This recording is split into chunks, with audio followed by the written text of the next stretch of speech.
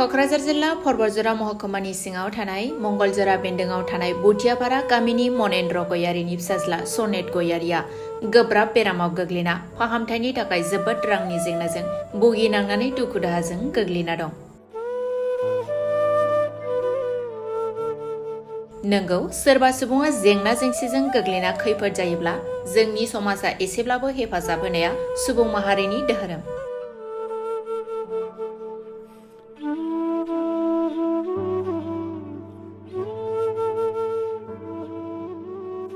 मख'नो गोनांदि 22 आगस्ट 2023 मायथाइयाव टिपकाय गुरुदेव कालीचरण ब्रह्म कलेजनिफ्राय BA पास जाखांनाय लोगो लोगोनो सनेट गयारि बिथाङा गोब्राब बेरामाव गोग्लैना दं।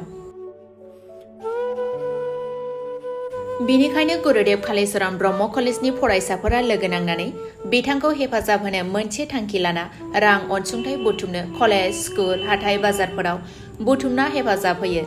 लोगोसे मख'नो गोनांदि बे हाबाफारियावनो हेफाजाब होफायो परबतजरानि रादाब बुथुमगिरि जेरै बड'सानि खौरांगिरि आरो बड'लेण्ड बुब्लिनि खौरांगिरि लोगोसे आर'नाइ रादाबनि खौरांगिरि बिथांमोनहाबो बाहागो लाफायो। सोरबाफोर गोसो गुदुं जाना अननायजों अनसुंथाइ हरोब्ला नैबे होखानाय एकाउन्ट नाम्बाराव हरनो थाखाय खावलायदों नखरनि सुबुंफोरा। एकाउन्ट नं 2035944819 IFSC code SBIN0007947 Account Holdhar name लैथो ब्रह्मनि बे नम्बराव अनसुंथाइ हरनो हागोन।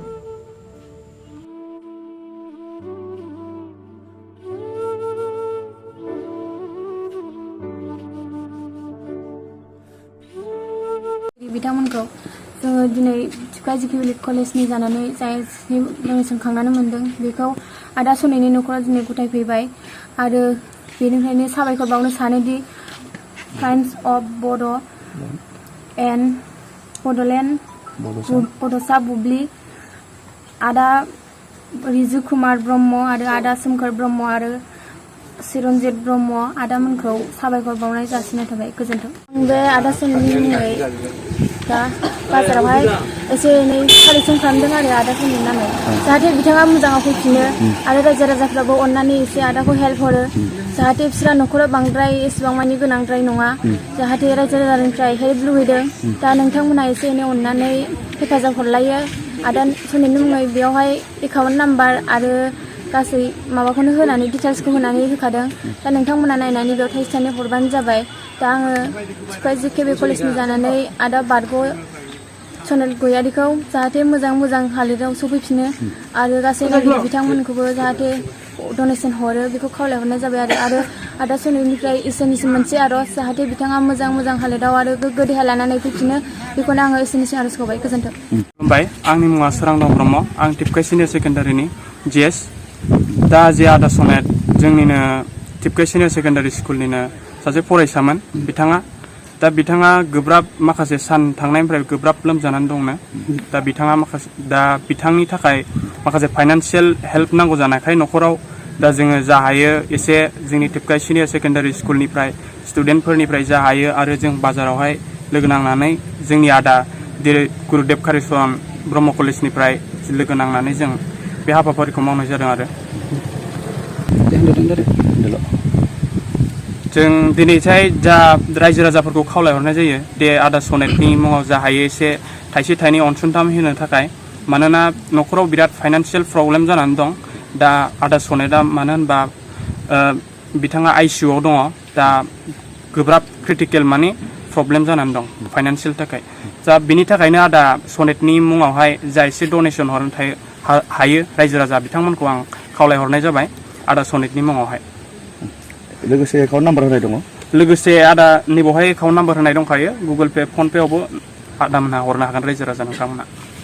गिबियावनो आं गासै नायगिरि बिथांमोननिसिम आंनि माबाफोर बुंनाय समाव गोरोन्थि जायोब्ला आंखौ निमाहा होनांगोन।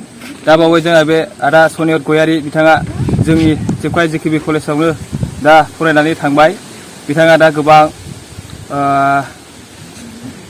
गोब्राब लोमजानानै दङ। दा बिथाङा बेमारा जाहैबाय बिथाङा गलब्लाडाराव स्टन जानानै दङ। बिथाङा दा MRM हस्पिटाल क'क्राझाराव दङ।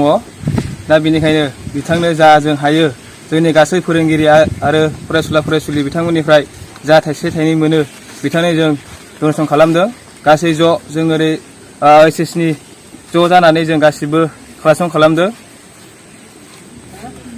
बाजाराव जों थाइसे थाइनै रायजो आरो जोङो जा हायो रायजो राजाफोरनावबो थाइसे थाइनैबाबो बाजारावबाबो जों डनेसनखौ लादों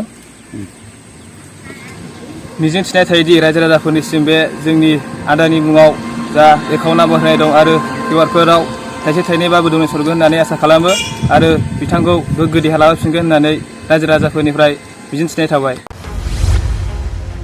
डिजिटेल बड' निउसनिफ्राय गासैखौबो खुलुमनाय आरो बरायनाय बावहरनाय जाबाय मदद आरो हेफाजाबनि नोजोरजों नोंथांमोननि सेराव दं डिजिटेल बड' निउस वेब पर्टेल सुखु दुखुनि समाव खैदां खैफोदनि समाव नोंथांमोननि राव जानानै ओंखारबोगोन डिजिटेल बड' निउस खौरां दैथायहरनो आरो जोंजों थोंजोङै फोनांजाबनो थाखाय जानबुं दं 6901559919 उदां आरो सैथो खौरां फोसावनायनि थांखिजों नोंथांमोननि सेराव दं डिजिटेल बड' निउस